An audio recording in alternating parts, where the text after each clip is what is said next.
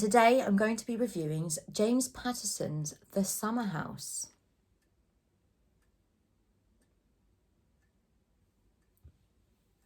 And if you look really closely, you can see, and it's written by Brendan Dubois. I mean, if you're not wearing your glasses, you'll have to take my word for it, because it's so hard to see, because it's so blended in with the picture behind. So the plot line.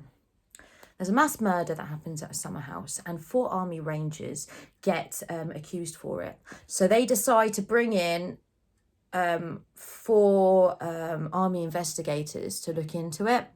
And of course, their life gets made difficult, and there's some lies there, and, you know, did they do it? Did they not do it? I mean, I don't really feel the need to tell you too much about the plot line, because it's a pretty common, or like there's so many books that have exactly the same plot line as this. You pretty much get the idea as to what it's about.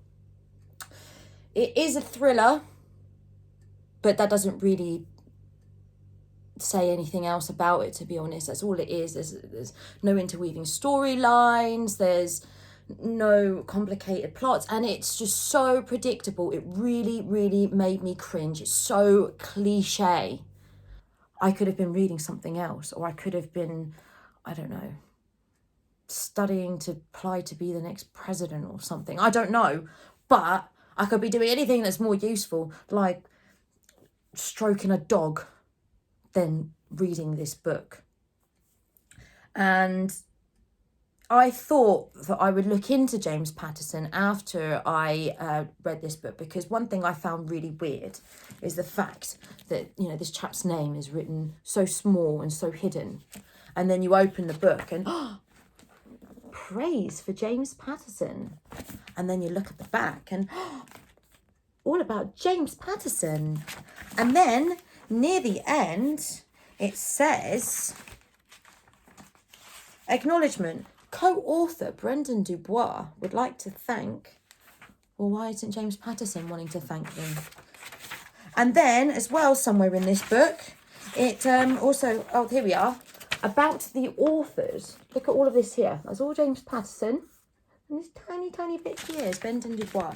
So why is it that this book is just so focused on James Patterson and not this other Brendan Dubois? I did my research into James Patterson, and when he co-writes, which is practically every one of his books, all he does is he writes a 60 to 80 page outline, and he potentially rewrites it 3 to 4 times, like of the drafts, and then he gives it to someone and says, okay, right, now you write it, but check in every 2 weeks to make sure that I like what you've written. So he doesn't actually write any of it at all. Hence why he's able to churn and churn and churn his books out. The amount of books that he releases a year is just shocking. There is no way that you can put love into a book, that you can put some real thought into it, if you're releasing so many books. It's just soul destroying, really, as a reader, as someone that's passionate about reading books. And I feel terrible for other writers out there that aren't given much of a chance, because other people are writing James Patterson's franchise of books, the whoring of James Patterson's name. And what's funny is actually James Patterson used to be a CEO of a really high up company where they do marketing. Hence why he is able to market his book so well. The positive, okay, that I have of his book. Check this out. Look at that. Sexy font. So easy to read. And the chapters are very, very short. And that's also part of his franchising. And that's one thing that I could say is a positive about it. As a dyslexic person, something like this is much easier for me to read. I would rate this book a 1.5 out of 10. And that's because of the sexy font. So I've decided to make a Mila's practical guide of good uses of James Patterson books, just for you. You could use the book as a pillow to take a little nap when you get sleepy from the boredom of the plot lines. I bet you haven't made paper airplanes in a while. Why don't you impress a kid? Spruce up on your paper airplane making skills. Or you can make origami for your cat to use as toys, or as little hats for your cat. You could, as spring is coming up, use it to line your pots for your plants. Or you could use it as a first English book for foreign learners, as the plot line is so simple, the language is so simple, and it's so easy to read.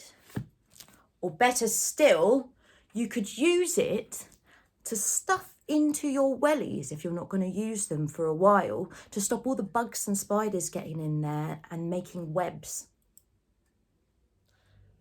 If you liked my rant, then as usual, please subscribe, like, and drop us a comment. Tell me what you think of the book, or if you have any recommendations for me.